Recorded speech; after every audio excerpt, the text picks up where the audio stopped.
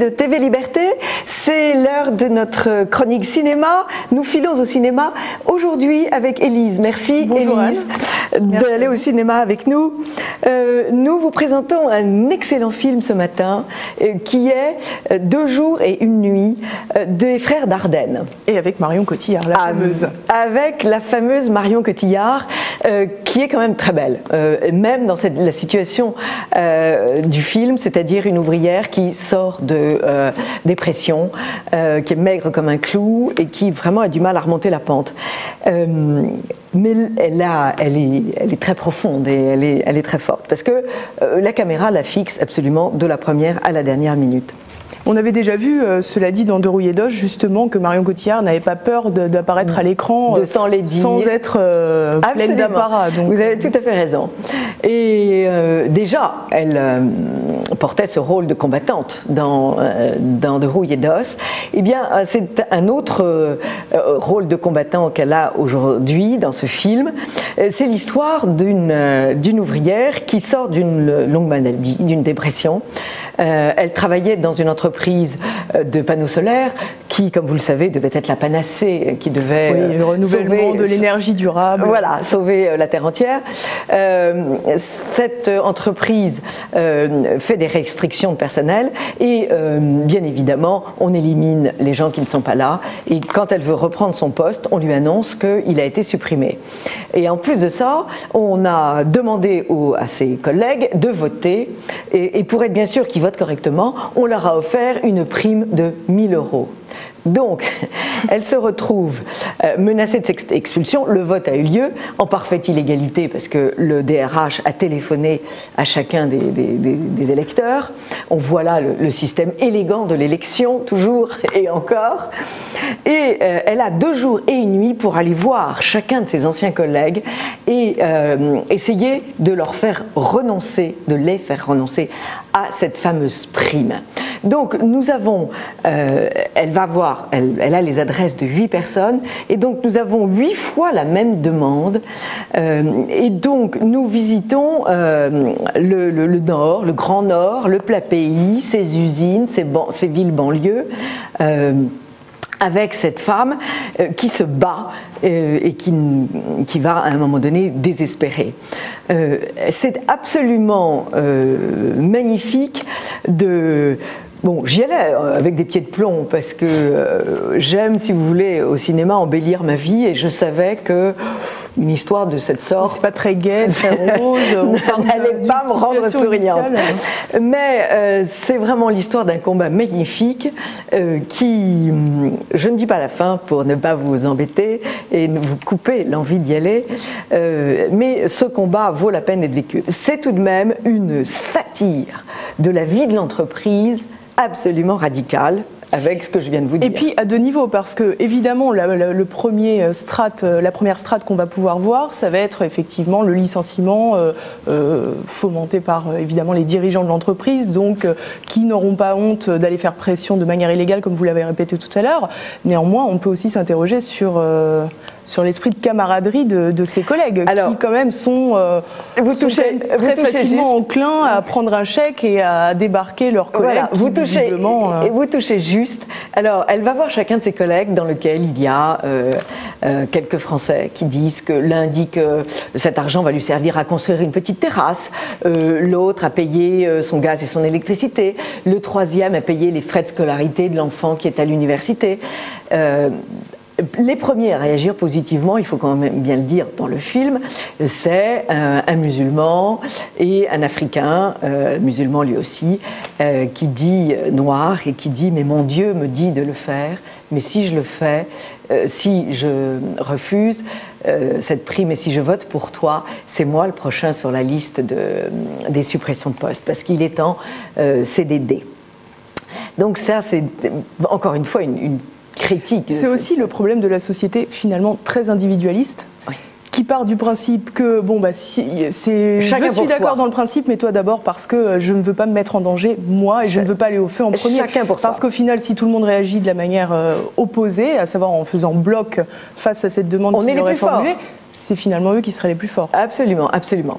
Et puis critique aussi de la société de consommation. Parce que ce jeune couple, donc, puisqu'elle est mariée, elle a 2 enfants, eh bien, ils ont besoin de leur salaire. Donc si elle arrête de travailler, c'est la catastrophe, il faut revendre la maison. Mais ils ont tout de même, ils sont très jeunes, hein, ils ont 30-35 ans, ils ont tout de même acheté une maison qui dépasse entièrement leurs moyens, avec grand jardin, pas grand jardin, enfin, jardin. Ils ont une voiture neuve. Ils vont le soir acheter 4 pizzas. Quand on connaît le prix des pizzas, même dans les camions, c'est un peu coûteux. Oui, mais vous savez, le budget de nourriture dans la vie d'une famille, vous savez, c'est quand même, ça va très très vite hein, en euros. Et elle achète de l'eau. C'est très très marrant. Elle achète de l'eau toutes les 5 minutes. Parce que sa maladie le veut, elle a besoin de boire pour avaler toutes les couleuvres qu'elle est censée avaler. Mais rien que ça, si vous voulez, toutes les 5 minutes, c'est 1 euro qui tombe. Parce que vous savez, le prix et encore, c'est pas dans les gares où c'est 2,5 euros, voire 3 euros là, pour une bouteille d'eau. Donc si vous voulez, c'est un constat des achats constants que l'on fait dans une vie chaque jour. Mais on achète, moyennant quoi on est esclave de complètement cette société. Accoutumé et donc complètement esclave, accro, comme drogué à cette société de consommation qui finalement nous tient complètement. Donc la critique sociale est vraiment remarquablement bien faite. Oui, et puis c'est vrai que du coup on assiste à une... Moi, je ne suis pas tout à fait d'accord tout à l'heure quand vous évoquez les pizzas, parce que c'est vrai qu'il faut toujours quand même relativiser un peu chaque situation. Bon, ils sont effectivement dans une situation qui est délicate à la suite de cette dépression. Néanmoins, ce qu'on peut aussi... C'est toute la question. Est-ce qu'on peut reprocher aux gens qui ont des vies finalement assez banales, assez tristes, de s'offrir quelques plaisirs quotidiens, Oscar Wilde a dit, on est pauvre si en plus il faut se priver. Oui, non mais bon, sans aller... La gestion d'un foyer veut qu'un plat de pâtes ou de riz, c'est quand même beaucoup moins coûteux et on est moins esclave, si vous voulez. Il ne faut jamais dépenser plus que ce qu'on a, parce que sinon il arrive des catastrophes. Et ce qui est étonnant, c'est que de cette chronique simple et sinistre, il y a un suspense extraordinaire. Il n'y a absolument que des échanges verbaux, il n'y a pas de musique. Sauf à un moment donné, dans la voiture, et vous le verrez, chers téléspectateurs, il y a une explosion de joie avec le rock célèbre Gloria. Et là, je n'ai jamais vu la musique aussi intelligemment parce qu'elle est utilisée notamment par parcimonie. Et là, c'est la chape de plomb qui se lève, il y a un espoir qui arrive avec le célèbre rock, donc Gloria. Il y a une progression absolument étonnante, je ne donne pas la fin, mais bon, allez le voir, vous m'en direz des nouvelles. Et encore une fois, il y a matière à réflexion sur ce film, donc on peut y aller en famille. C'est une extrêmement bonne leçon pour les jeunes générations, encore une fois. Autre film, Le Promeneur d'oiseaux, dont nous avons beaucoup parlé, qui est ce voyage d'un grand-père avec sa petite fille insupportable. C'est un film franco-chinois. Sa petite fille insupportable qui habite la grande ville et le grand-père qui est un ancien paysan et qui emmène sa petite fille sur la tombe de sa grand-mère. Et il ramène l'oiseau dans une cage que son épouse lui avait donné pour aller travailler en ville pour subvenir aux frais de scolarité de leur fils qui est devenu un brillant architecte.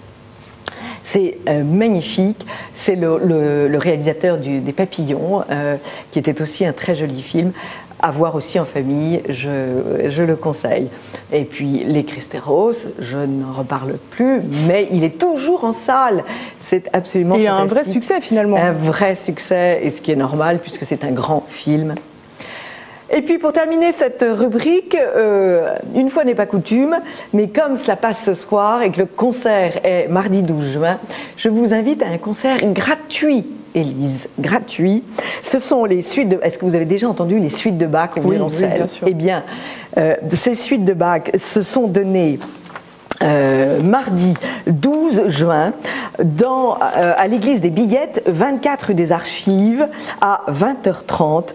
Il y aura une présentation de Bach par le pasteur Joly, et ce sont le mardi 12 juin, vous m'avez dit? Mardi 12 juin, 24 rue des Archives, 20h. Et ce sont les suites numéro 1, 4 et 5. Voilà. Merci Anne pour ce conseil. À très bientôt, chers amis de TV Liberté, et à tout de suite pour la rubrique Je lis, donc j'écris.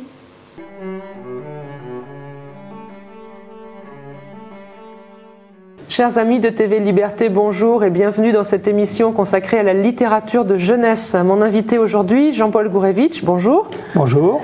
Vous venez parce que vous avez publié un magnifique abécédaire de la littérature de jeunesse, mais alors vous avez de multiples casquettes, vous êtes consultant, spécialiste de l'Afrique, spécialiste de l'image politique, spécialiste des migrations, mais aujourd'hui c'est la littérature de jeunesse qui vous fait venir sur le plateau de TV Liberté.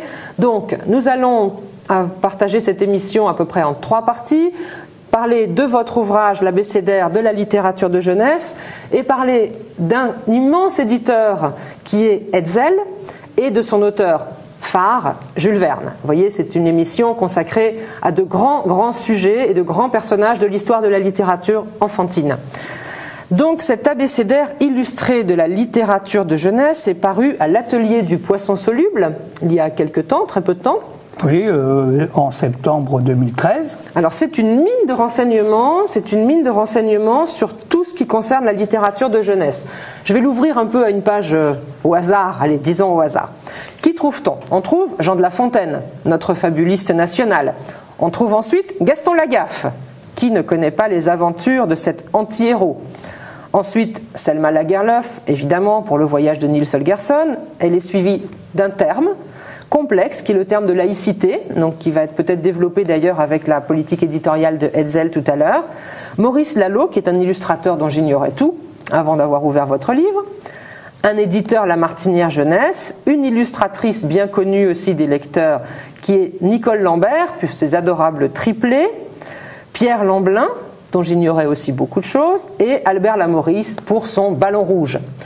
Je vous ferai grâce de toute la page suivante, mais on y découvre Langelot notamment, donc le héros créé par Vladimir Volkov, qui signait à l'époque Lieutenant X, magnifique roman de détective, Claude Lapointe qui a illustré les contes de Gris Paris, et enfin Largo Winch pour ses bandes dessinées. Vous voyez, toute la pluralité. Alors dites-nous-en un peu plus sur l'origine de cet ouvrage, Jean-Paul Gourevitch. Alors, ça fait une 40aine d'années que je travaille sur la littérature de jeunesse, puisque ma première exposition s'appelait « Les enfants et la poésie à travers le monde ». Ça devait dater de 1967, ce qui ne rajeunit personne.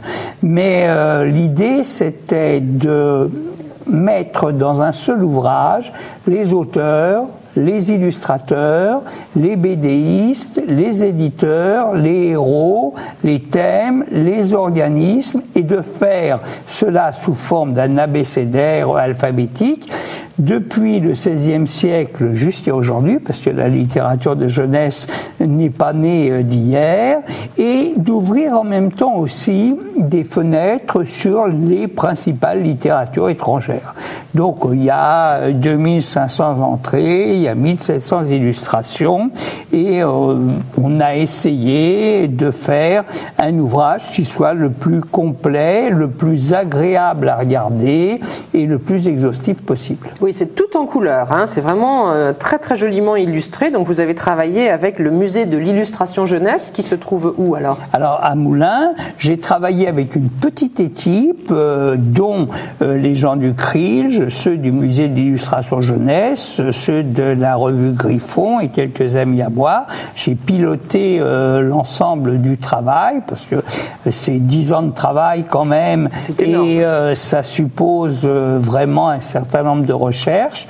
Et simplement en ce qui concerne la littérature de jeunesse contemporaine, les choix ont été faits collectivement parce que j'estimais que il y a tellement aujourd'hui d'auteurs et d'illustrateurs que ça n'est pas moi tout seul qui peut décider qui va passer ou non à la postérité. Tout à fait. Ah, je vois d'ailleurs que vous avez quelques oublis que j'aurais bien aimé voir citer, mais c'est la règle du jeu. Ah, c'est la règle du jeu et je me réfugie derrière le collectif. En fait, chacun a fait une sorte de liste des quelques 100 auteurs ou illustrateurs qui lui paraissaient fondamentaux pour l'époque contemporaine.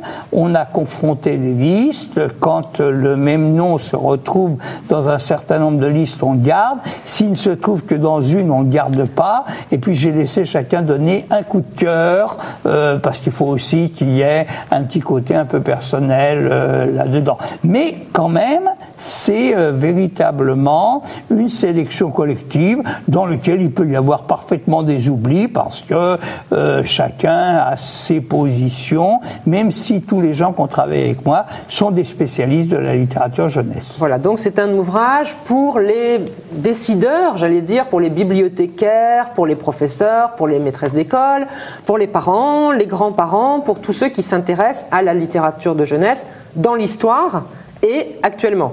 Voilà, c'est un panorama, excusez-moi, exhaustif, hein, enfin voilà. Exhaustif non, mais qui parcourt les siècles. Voilà, on a essayé, vous savez que la littérature de jeunesse, fallait un point de départ. Hein.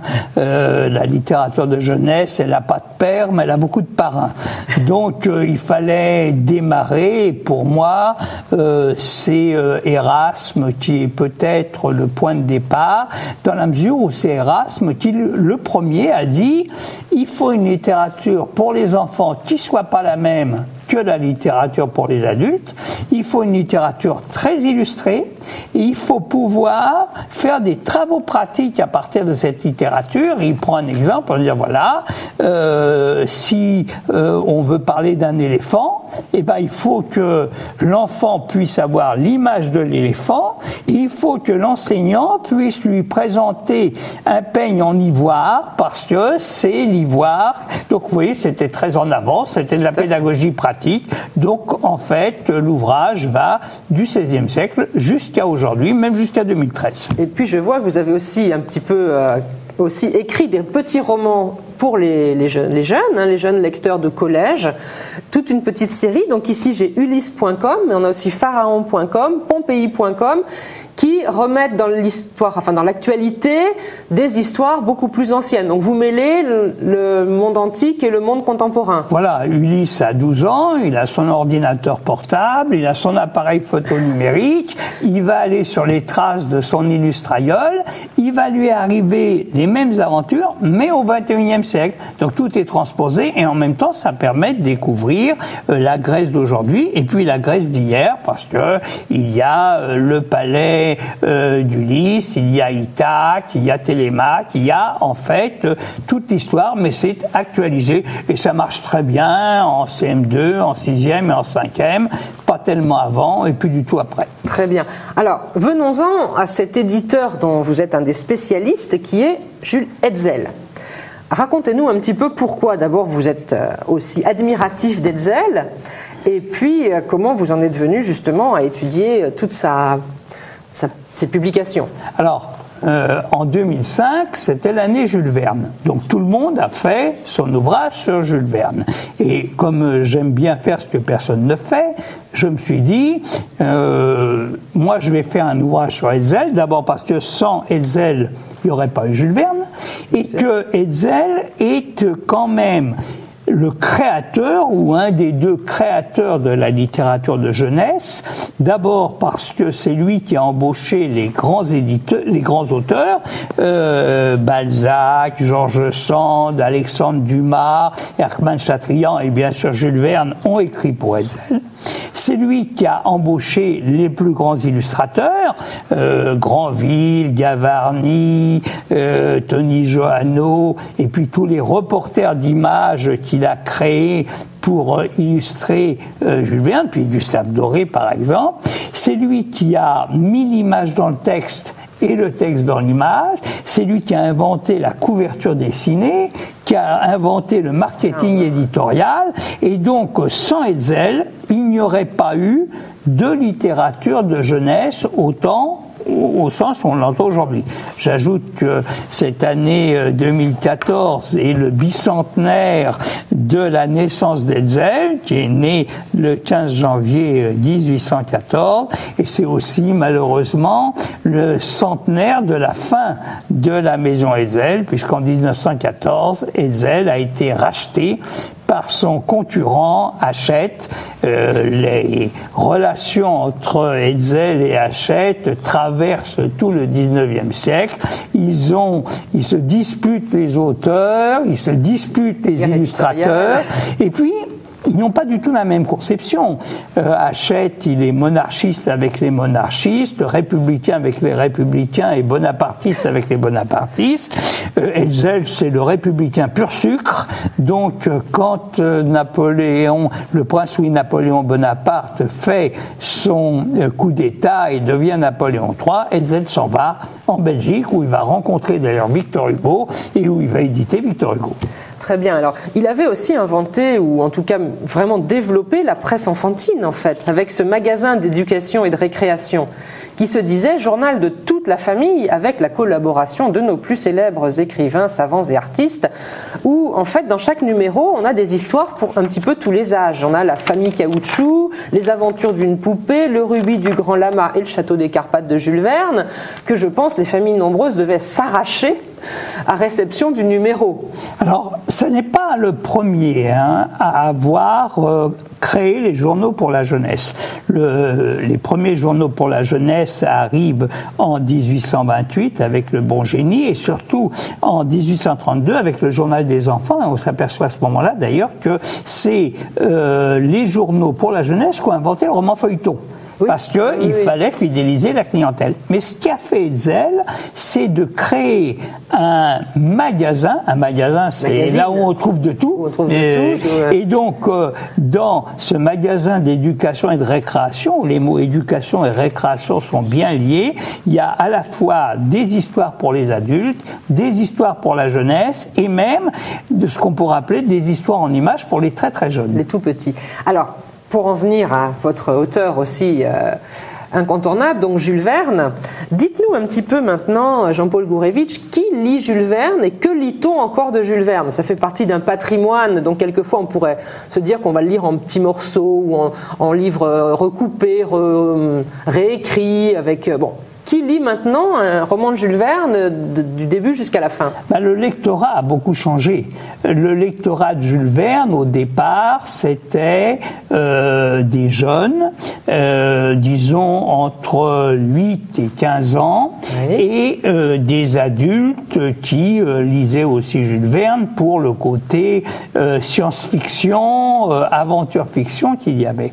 Aujourd'hui, Jules Verne, on ne va pas dire qu'il est passé de mode parce que c'est pas tout à fait exact, et puis d'ailleurs que le cinéma permet de redonner une nouvelle vie à Jules Verne, mais beaucoup d'ouvrages de Jules Verne sont devenus un petit peu illisibles, et qu'est-ce qui reste? Eh bien, les ouvrages qui sont constellés d'aventures, comme Michel Strogoff, comme 20 milieux sous les mers, ou comme Le Tour du monde en 80 jours, parce que il y a tellement de péripéties, et ça ouvre tellement de perspectives que même des lecteurs d'aujourd'hui qui pourraient être rebutés par telle ou telle description sont embarqués dans l'histoire. Alors quel est celui que vous préférez? Alors moi j'ai pas de préférence personnelle, mais comme j'ai des ascendances un peu russes, c'est sûr que Michel Strogoff m'intéresse, d'autant plus que c'est à la fois la découverte de la Sibérie, ce qui est un vieux rêve personnel que j'ai et que je n'ai pas encore réussi à réalisé. Je n'ai pas réussi à prendre le transsibérien cette année. Et puis, il y a aussi beaucoup d'humour. Et je trouve que le mélange d'aventure et d'humour, c'est une spécificité de Jules Verne que Hetzel a bien senti. Et vous savez que Hetzel et Jules Verne étaient très liés, puisque on raconte même qu'ils étaient tellement liés que Hetzel a redonné sa maîtresse à Jules Verne, ce qui quand même crée une complicité importante. Tout à fait. Et justement, on imagine souvent cette bourgeoisie très compassée de cette époque-là. En fait, ce sont des gens très excentriques, très farfelus. Dans Jules Verne, on trouve des choses absolument insensées. Comme dans la vie de l'époque, d'ailleurs, quand on voit Vallot qui met un salon chinois sur les pentes du Mont Blanc et le sous-marin de sous-marin du Nautilus est complètement fou. Mais Hetzel lui-même était un personnage complètement farfelu parce que il a une vie, on ne va pas rentrer dans les détails, mais il a une vie très compliquée. Et il a surtout plusieurs noms. Quand il est éditeur, il s'appelle Hetzel. Quand il est auteur, il s'appelle Stahl. Quand il écrit pour la jeunesse, il signe un papa. Et quand il est critique, il s'appelle P.J. Julien ou P.J. Martin. Voilà. Et écrire la vie de Hetzel, c'est vraiment jouer les Sherlock Holmes parce que c'est un vrai roman policier. Il réussit à ne jamais parler de lui-même sous son propre nom, mais sous d'autres. Alors, reconstituer la vie de Hetzel, c'était passionnant. Et en plus, comme vous l'avez dit, c'est un personnage qui est hors du commun. Tout à fait. Donc je vais vous remercier, Jean-Paul Gourevitch, d'être venu présenter ce livre et vos deux passions. Je voudrais dire aux téléspectateurs de TV Liberté que vous serez à la fête de Radio Courtoisie, donc le 15 juin prochain, au stand de Pierre-Alexandre Bouclé. Donc vous pourrez vous faire dédicacer cet abécédaire de la littérature jeunesse et puis parler évidemment de Jules Verne et d'Hetzel. Je vous remercie beaucoup donc d'être venu jusqu'ici et les références de ces livres, vous les trouvez aussi sur le blog Chouette un livre. À très bientôt. Au revoir.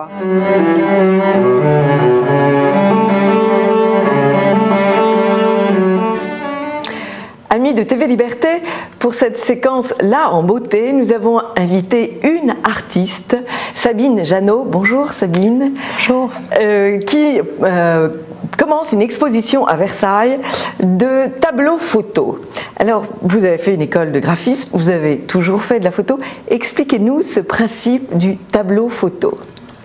Alors, j'ai toujours aimé mélanger, faire des compositions, utiliser des répétitions et j'ai enfin trouvé un système à partir du numérique où je crée des tableaux photos en mettant les uns à côté des autres des morceaux de photos gros plans, en général de nature ou de scènes qui me plaisent. Je suis désolée, j'ai une voix un petit peu raillée. Mais bon, le timing de l'exposition voulait que nous fassions cette émission ce matin. Voilà. Merci, mais vous avez une très belle voix d'habitude. Alors, on va tout de suite regarder à l'écran la première des photos, qui est une scène très belle, une petite fille sur le sable. Pouvez-vous nous commenter cette photo ? Ici, on va voir simplement le principe simple où il y a une image globale, une petite fille sur la plage. On va l'aimer, on ne va pas l'aimer, mais en tout cas... Elle est pleine de poésie. Chaque construction de couleurs va être en fait une image en soi. Donc si on regarde dans ses cheveux, on va voir des arbres. Si on va y trouver sur le côté de la neige, on va trouver également plein de photos qui vont me permettre, comme une palette de couleurs finalement. Le peintre, il va utiliser du bleu, du rouge, du jaune. Et ben moi, je vais utiliser des arbres, de la neige ou un fond de ciel bleu. Et donc ça va donner cet univers que je recherche et qui a l'air de plaire. Qui est un univers très onirique. Oui, parce que j'aime pas du tout, je ne supporte pas à imposer finalement une image. Ce qui me plaît, en fait, c'est proposer quelque chose. Et après, normalement, on va s'approcher de l'image, plus ou moins près, et on va y voir autre chose dans un moment tout de suite ou plus tard. Alors, vous allez très loin puisque vos tableaux... Je voudrais maintenant que nous parlions de ce grand arbre magnifique que j'aime, cet immense, avec le tout petit personnage en bas. Alors celui-ci, ça fait partie de ceux que j'aime également, et peut-être plus simple que la majorité. On va dire que c'est un être qui est formé de végétation. On va y voir un être, et au bas de ce pied, de ce petit arbre, il y a un petit enfant qui est en train de bouquiner. Voilà, c'est toutes les 3 végétations que j'ai rencontrées dans mes 10 dernières années où j'ai vécu, donc Singapour, Oslo et la région parisienne. Et j'ai, au gré de mes visites, pris beaucoup de verdure Et c'est un peu tout ça qui est dans ce tableau-là. Dans ce tableau. Et puis, ce rivage de la mer qui là aussi est assez extraordinaire avec cet oiseau qui plane, ces montagnes qui ont l'air derrière, au-dessus de la mer, le phare. Racontez-nous ce tableau. Des petits personnages qu'on va voir dans une... Si on est tout près, on voit ces petits personnages que l'on trouve à l'horizon. Si on est loin, on va juste voir une nuance de couleur. Et en effet, dans la mer, on va retrouver de nouveau la mer. Mais ça, il faut être assez près. Finalement, c'est assez difficile de parler du tableau déjà sans l'avoir sous les yeux. Mais on va la voir puisque les téléspectateurs le voient. Et puis, alors, ces tableaux où vous nous proposez une sorte de rébus. On voit plusieurs choses. Racontez-nous cela. Alors, il y en a 3 particulièrement dans l'expo où on pourrait passer à côté. Et là, c'est vrai que bon, j'aide en général les gens à regarder un peu différemment. Si on a le tableau chez soi, on va le voir au bout de 15 jours, souvent. Mais pour celui qui a peut-être à l'écran avec ce visage, normalement, vous allez voir un profil qui va se dégager avec une petite fille, des yeux noirs et vraiment un profil. Alors en clignant des yeux et en vous mettant assez loin de l'écran, 50% des gens vont le voir tout de suite et d'autres vont jamais le voir ou pas tout de suite. Et c'est ça qui m'intéresse. Donc quand c'est quelque part, il y a des gens qui vont voir le côté abstrait de toute la nature morte qui fait sa composition. Et pour d'autres, ils vont ne voir que ce visage. Donc on va passer un matin en prenant son petit-déj, on va voir l'un et puis après on va voir l'autre. C'est un peu ça, que le tableau vive un peu séparément, différemment chez chacun de nous. C'est vrai que ça donne une impression de mystère, à la fois de réalité, parce qu'on a quelque chose qu'on voit vraiment bien, et de mystère derrière. Vous êtes toujours entre la réalité et le mystère. Et pourtant, ce sont que des images totalement vraies. Parce que ce n'est que des gros plans découpés. Je répète parce qu'il y a toute une guerre du numérique en ce moment entre les photographes numériques et les photographes classiques. Oui. Et moi, je me considère peintre photographe. C'est-à-dire que j'utilise la photographie seulement comme un outil, pardon, l'ordinateur comme un outil et la photographie comme une matière. D'accord. La photographie est en quelque sorte une palette de peinture. Voilà. Et après, il y a des tableaux où il y aura des choses très nettes, très précises, où on va lire un discours un peu provocateur, et d'autres un peu plus comme cette série, sur le thème de la mer, sur la sérénité, et finalement une balade. Donc moins de choses vives. Et alors vous travaillez aussi, vous faites du sur-mesure, c'est-à-dire qu'on peut vous apporter une photo et... Alors le sur-mesure, qu'est-ce que c'est ? C'est une autre partie de mon travail, où finalement c'est la même chose pour l'autre. Je vais aller voir la personne qui veut faire une commande, lui demander pour quel budget, pour quel événement. Et avec ça, je vais essayer de la guider et lui poser des questions qui vont l'aider à voir vers où on veut aller graphiquement. Oui. Si vous voulez offrir pour votre mari, anniversaire, je ne sais pas quoi, j'irai jusqu'à vous demander qu'est-ce que vous avez jamais osé lui dire. Là va peut-être naître des choses intéressantes. La manière dont vous allez me répondre va faire que ça sera quelque chose de très discret ou très crié. Et ça va me permettre de l'exprimer graphiquement. Si c'est crié, je vais mettre un mot, une photo en énorme. Si en revanche c'est quelque chose de très discret, qui est à demi avoué, là je vais le mettre de manière discrète. Donc je vais utiliser ensuite vos photos et...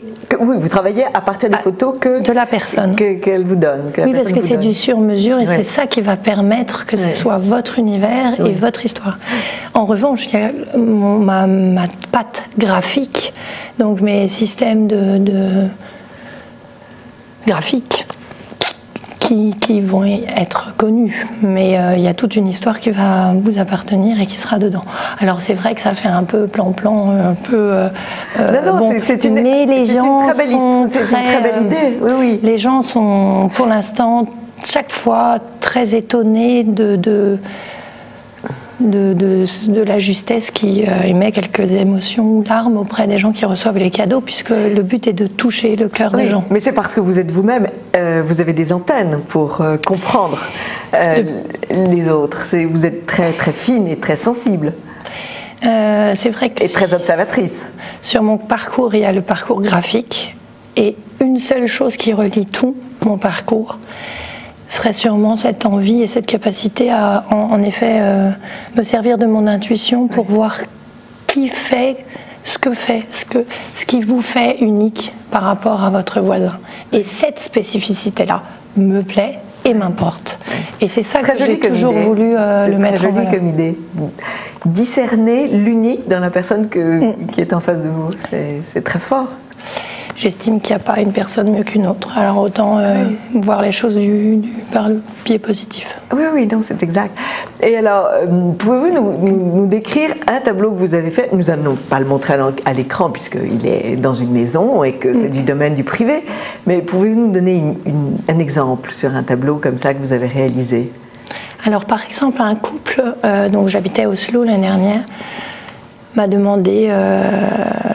donc la femme, pour l'anniversaire de mariage de monsieur, un tableau un peu récapitulatif de leur vie commune avec leur enfant. Donc simplement, il y avait 2 silhouettes d'enfants, les leurs, qu'on devinait, et à travers, qui avaient été colorisés avec tous leurs voyages qu'ils avaient effectués depuis quelques années.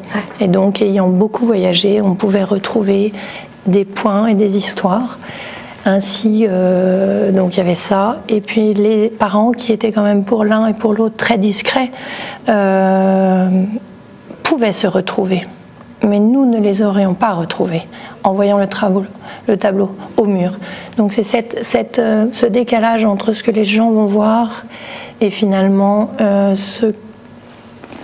entre le lecteur et celui qui reçoit. C'est ça qui est intéressant aussi et qui m'intéresse. Et puis il y avait aussi des mots. Alors je me sers beaucoup de mots. Je vais leur faire écrire des mots, une succession de mots en écriture systématique ou en écriture un peu avec leur écriture. Après je vais me servir de ça comme une autre image et me faire des gris, des noirs, des zones plus claires. Et de loin on va voir juste un noir fait par tous ces mots, et de près, l'un ou l'autre va lire le message d'amour que l'un a fait à l'autre. Voilà. Bon. Voilà. Non, vous êtes vraiment une créatrice. Bon, je prends du temps sur ces tableaux quand même. C'est quand même beaucoup de temps. Une créatrice de rêves, une créatrice à la fois de mystère et de signification, parce que vous jouez sur les 2 tableaux. En tout cas, j'invite les téléspectateurs à aller voir, s'ils s'habitent très loin, aller voir sur le site internet de la galerie Anagama, tout simplement, ou le site de Sabine Janot.com. Et puis ceux qui habitent l'ouest parisien, eh bien, ils peuvent aller à Versailles. L'exposition dure en juin. Et ils vont donc au quartier des Antiquaires, 5 rue du Bailliage, et dans cette très grande cour fermée, magnifique de la Geôle. Merci beaucoup Sabine Janot d'être venue pour les téléspectateurs de TV Liberté qui, je suis sûre, seront heureux de découvrir votre art et vos... Tableau photo. Tout truc. C'est moi qui vous remercie. Merci. Merci, amis TV Liberté. À tout bientôt pour une prochaine chronique de Touche pas à mon patrimoine.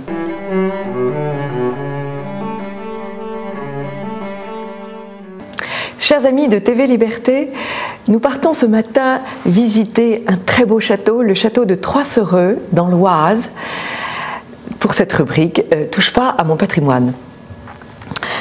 Bonjour Geneviève Isabelle Coulon.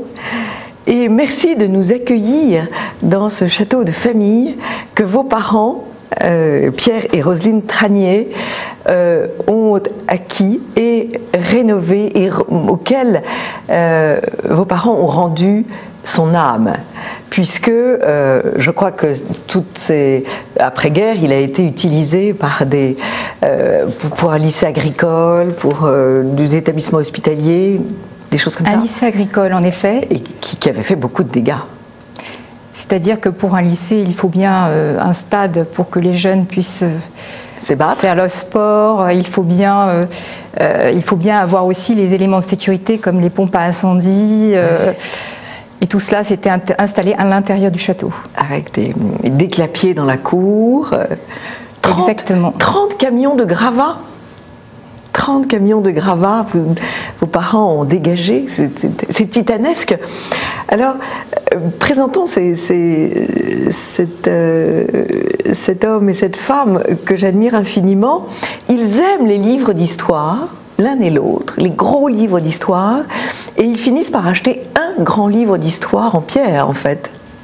Absolument. D'ailleurs, je vous remercie beaucoup, Anne, de m'avoir invitée pour en parler, car je me souviens encore du jour où j'ai visité ce château, ce jour où ils ont été séduits par cette architecture qui est assez mystérieuse, dirons-nous, dans le sens où on ne comprend pas, mais il y a une beauté qui se dégage d'emblée de l'architecture de briques et de pierres. Une brique qui n'est pas de la couleur habituelle de la brique, qui est une brique orange, qui est très belle.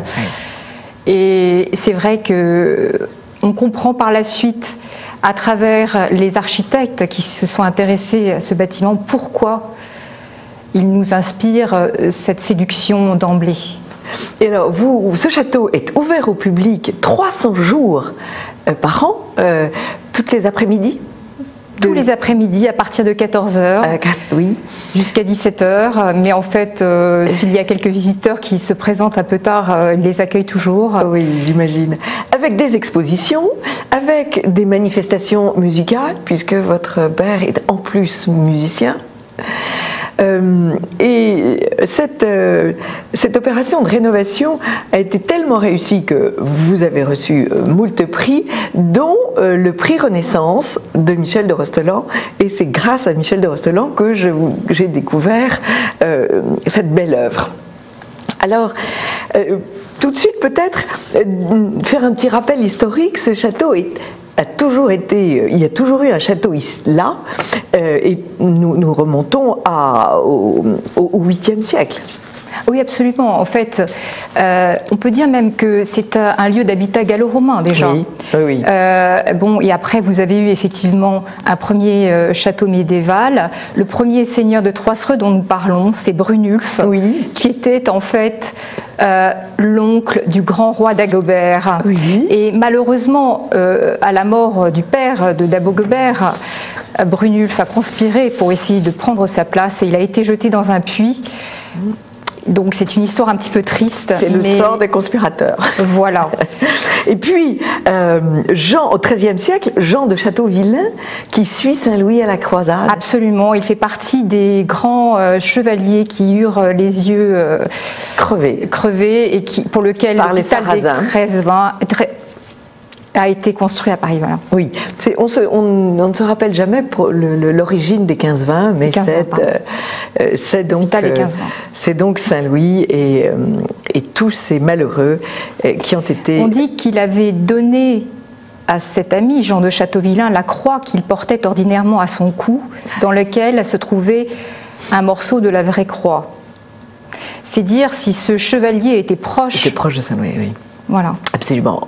Au XIVe, les seigneurs de Troissereux soutiennent le roi de France et veulent soutenir Jeanne d'Arc, et donc leur château va être rasé par les Anglais. Absolument. Et surtout qu'il y a eu l'invention du boulet de fer. Oui. Jusqu'à présent, le boulet de pierre ne pouvait pas atteindre ce château, mais le boulet de fer, oui. Et donc, il ne reste aujourd'hui que la base, qui est encore présente tout de même. On voit la différence quand on observe l'architecture. La base est encore d'origine. Et puis, au XVIe, celui qui va restaurer le château, alors là, c'est tout un pan de choses qui s'ouvre. C'est Jean de Lille-Marivaux qui fait restaurer le château par Sebastiano Serlio et qui crée le parc par Bernard Palissy. Alors ça, c'est merveilleux. Alors Bernard Palissy a écrit un livre qui s'appelle La recette véritable. On sait que il appelle dans ce livre Sebastiano Serlio Sébastien, donc je pense qu'ils étaient deux amis en réalité. Et nous savons que Bernard Palissy était un huguenot. Et donc il partageait les idées de Jean de Lille-Marivaux. Et c'est à ce titre que Bernard Palissy a connu certainement Jean de Lille-Marivaux. Et effectivement, ce parc est entièrement construit selon le nombre d'or. Ça, c'est fantastique, oui. Et puis, une nouvelle famille qui va être massacrée à la Révolution, le père et le fils. Oui. Et le grand-père qu'on est allé chercher. Le grand-père. Oui. Voilà, donc 3 générations ont été guillotinées. Leur nom, c'était les Corberons. Corberons, bourrés voilà. de Corberons.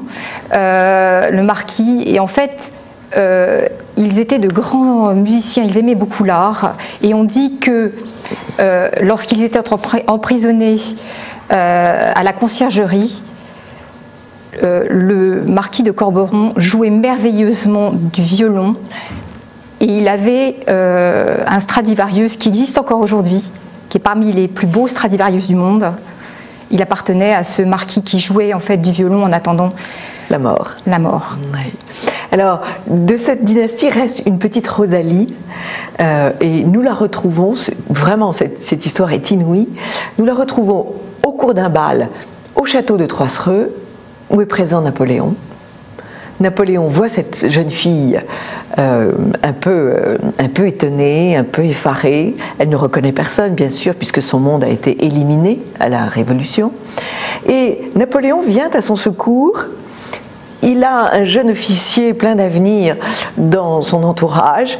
Il lui présente Rosalie et il la marie. C'est inouï. Oui, avec un jeune officier qui deviendra le général Lucotte. Oui. Et grâce en fait à ce mariage, les relations en fait de Rosalie vont devenir passionnantes, puisqu'en fait elle était alliée à Victor Hugo. Oui. Et grâce à cela également, Frédéric Chopin est venu lui donner un concert dont on a encore le programme. Il a joué la 3e ballade. Et donc ce château a été rempli d'artistes. Oui. Puisque nous savons aussi que les espaces environnants ont été peints par Corot et avant lui par Courbet. Ah oui. Donc nous savons que en fait de grands artistes peintres sont également venus. Donc vous donnez aussi des expositions, des expositions de peintres, des expositions d'objets et des concerts. Absolument. Alors il y a eu des festivals qui ont été organisés, mais il y a surtout une grande fête en costume Renaissance qui a lieu chaque premier dimanche du mois de juillet, qui est une fête historique de la ville de Troissereux, et où il y a effectivement des groupes de danseurs de danse médiévale, il y a des chevaux, et donc c'est une belle fête en costume. Et alors il faut s'inscrire pour cette fête ou c'est une entrée libre? Absolument libre. Oui. On peut venir avec son costume éventuellement. Absolument. C'est comme à Venise, à condition de ne pas venir comme certains Américains avec un chapeau Stetson et son flingue sur le. Ça ne correspond pas tout à fait au. Mais si on a un costume Renaissance. Et d'ailleurs, lors des journées du patrimoine, mes parents aiment bien inviter des personnes qui viennent en costume, qui s'installent dans le parc. Parfois, ce sont des costumes plus récents, comme des costumes Napoléon III. Voilà, mais c'est pour animer le parc lors des journées du patrimoine. Et c'est vrai que les gens aiment beaucoup partager un verre de vin avec des personnes qui sont venues faire une animation. Alors, il y a dans ce château encore une autre merveille, c'est cette tour de l'horloge. Pouvez-vous nous parler de cette horloge? Alors, l'architecture est très intéressante, car effectivement, c'est le seul exemple que nous connaissons d'un édifice qui est une tour du temps. C'est-à-dire, vous avez une tour ronde surmontée d'une partie carrée. Dans cette tour ronde, il y a une escalier à vis qui mène à la chambre du gouverneur d'horloge, dans laquelle on peut encore voir la fosse des poids. Et dans la toiture de cet édifice, nous avons retrouvé l'horloge, qui est une des plus anciennes du monde, qui est classée monument historique, une horloge du XVe siècle. Et le tout est surmonté par une girouette, dont la symbolique est également le temps, puisque d'un côté elle figure le soleil, de l'autre côté elle figure la lune. Et donc, tous ces symboles sont également liés au symbole alchimique. Alors cette horloge a été retrouvée de façon totalement imprévue, sous des gravats. Absolument, c'est-à-dire qu'il y a eu des travaux de toiture et mes parents ignoraient qu'il y avait en fait ces éléments en fer forgé. Et lorsqu'ils ont retrouvé ces éléments en fer forgé, ils ont demandé à un ami s'il était possible de les remonter ensemble. Cette personne a parfaitement réussi à les remonter ensemble. Et là, mon père tout de suite a reconnu une ancienne horloge et donc il a écrit à Paris et puis aussi à Londres pour avoir l'avis de grands spécialistes et c'est ainsi que cette horloge a été classée monument historique. Alors le château est classé lui-même monument historique, donc bien sûr l'État a apporté son aide à cette rénovation, mais c'est tout de même un travail titanesque d'entreprendre cette tâche. C'est vrai que mes parents, enfin ma mère a acheté des mètres et des mètres et des mètres de tissu pour faire les rideaux et d'ailleurs elle restaure chaque objet avec beaucoup d'amour. Elle a ressorti des chapeaux pour l'exposition qui a lieu actuellement sur les chapeaux. Jusqu'à quand ? Alors c'est jusqu'à, je pense, l'automne prochain. Jusqu'à l'automne prochain, voilà. On a le temps. Et des chapeaux, des chapeaux à travers le temps. Oui.